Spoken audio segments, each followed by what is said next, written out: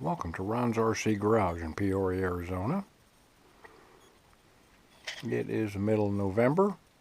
We have our little helper in RC shop today, little Jay. Been napping, keeping everything under control, keeping an eye on me and everything else. Got a little update on the RC8B3. This car's just been dynamite. It's super, really a good one. We're finally accumulating some spare parts. We've got upper and lower control arms, of course springs. We've got loaded steering blocks with bearings in them ready to go. Rear hubs are loaded with bearings. Got drive shafts, front and rear axles, all been cleaned, lubricated, new, ready to go. So we're getting some of the stuff together that we really got to have. We've made a change in fuel. We used to run VP. There just wasn't much of it around. So now last week we started using Flashpoint. Seemed really good. In fact, we had to go about 2.5 hours lean on the high-speed needle, which should equate to better fuel mileage. It seemed to. Got spare wing, bodies, another one of those ready to go. And of course we got some tire inventory. Have to have that. We've been running this Ridi in it again, VRST. It has just got gallons and gallons of fuel been run through it. Super, never run better. But at some point it's going to throw up. And it's shown no signs of it yet, so we do carry our Alpha 852. It's got a pipe on it, clutch. It's 5 screws away from going in there real quick if we need it. This is our normal teardown. We do teardown, cleaning, inspection, air filter serviced. Just go through everything. We're getting ready to put it back together and go through the setup. We finally found, it says skid plates for this thing. They're little lightweight aluminum ones from Sumo Racing. We've run them for 3 weeks now. They don't hurt a thing and save the chassis a little bit. We went ahead and increased the length of the differential retaining screws 2 millimeters each to accommodate the thickness of the plates. Make sure we're getting full contact in there. We lube everything with this Track Power Crytek lube, the U-joints, all the ball pivots. We do it every week. And we're showing virtually no wear. There's no pin wear on the drive lines or axles. Get everything squeaky clean, lube them. We've been loading steering blocks and hubs with WD-40 every week till it runs clean. So it's just really smooth and nice. Goofy thing happened about 3 weeks ago. Got a rear shock shaft bent, that happens. It happened in a main, so we went ahead and finished the main. Got a fifth out of it.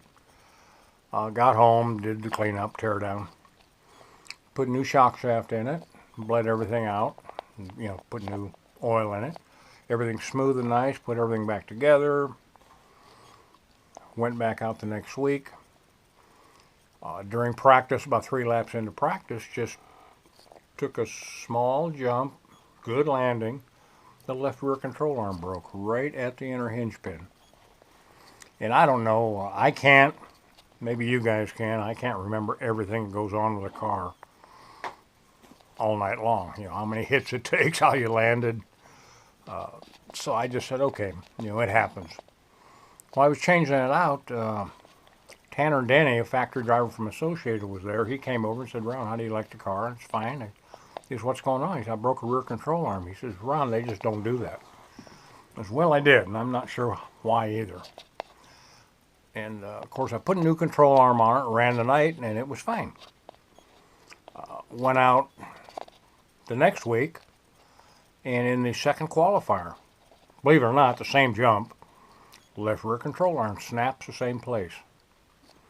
I had one. I ordered one as soon as I went through the other spare. So I got lots of rights now.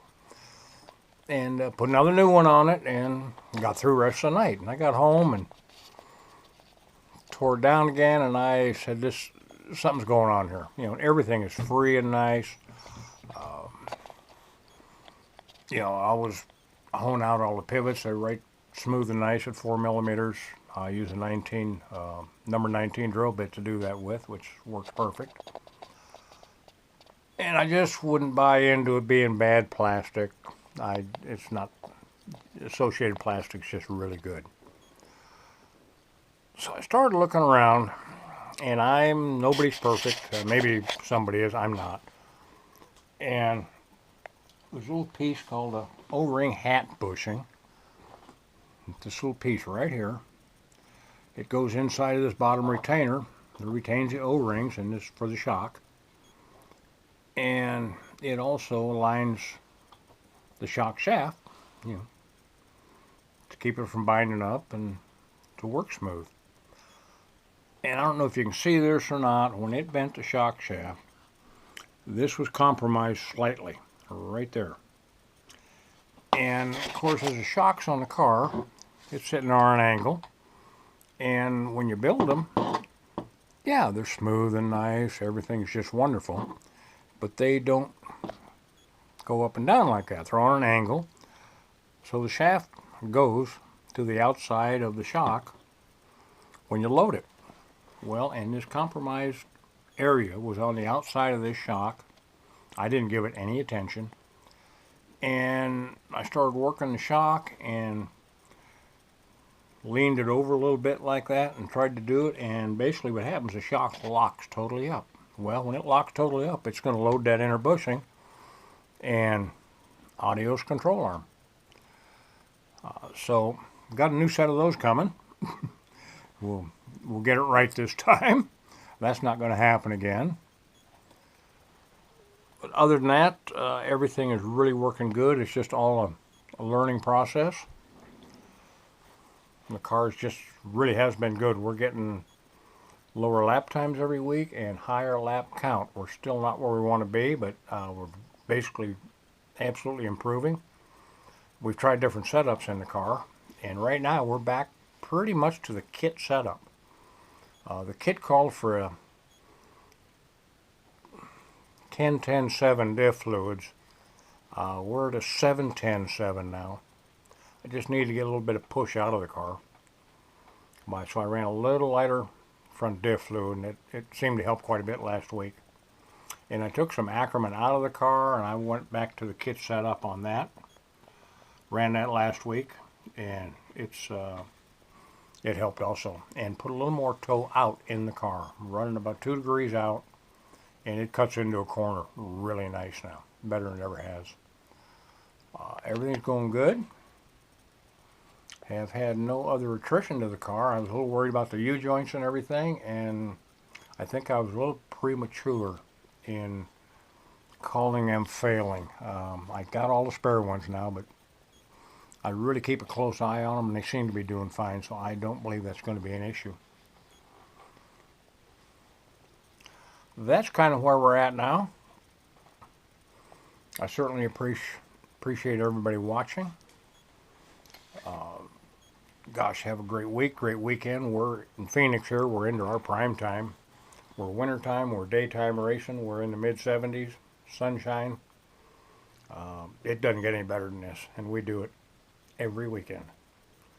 And I'm 15 minutes away from the track. It's just a real cakewalk and a lot of fun. With that, Jay and myself are going to say you have a great weekend. Of course, he's taking, pardon the expression, a cat nap.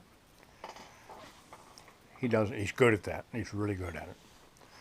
Have a really safe week, an enjoyable week, and have fun racing. And if any of you can ever come out here and join out at Fair Farm, especially in the winter, plan a vacation and come on out. We'll hook up, have a good time. Alright, again, appreciate you watching. Stay safe, and we'll talk to you later.